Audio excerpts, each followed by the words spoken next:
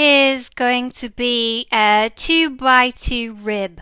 So when you create a ribbing for, say, the rim of a hat, for example, I have a bobble hat here, and this edge here is double ribbing. It's two by two stitches, and as you can see, this is a very chunky yarn, but it gives a nice edge to the hat.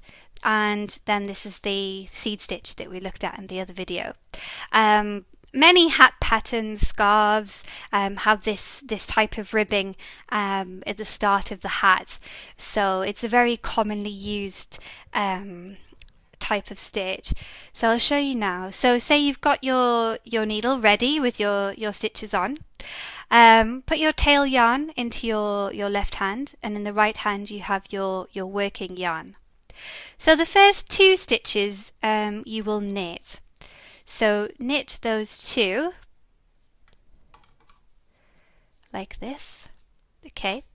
Then the following two you will purl. So remember, purl, you work into the front of those stitches. The next two you will knit. So you're taking your yarn to the back to knit those two stitches. Okay, you can start to see the difference there. The purl has the stitching at the front and the knit stitches have that stitch at the back.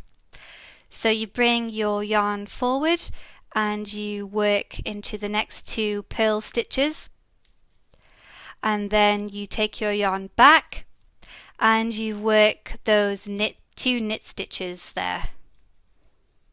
Okay, and again yarn forward for the two purl stitches,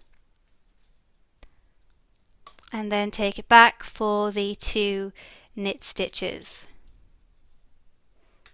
and again for the last two purl stitches.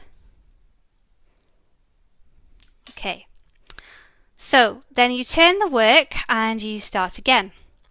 And you follow that in the same way. So those two stitches have been knit, so therefore you knit into those two stitches again. So knit those. Then the next two have been their purl stitches.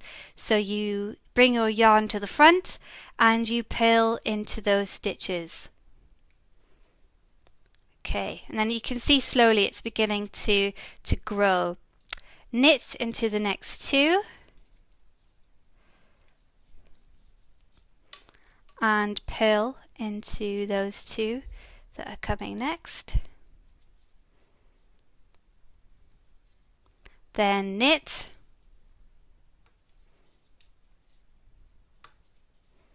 and then purl.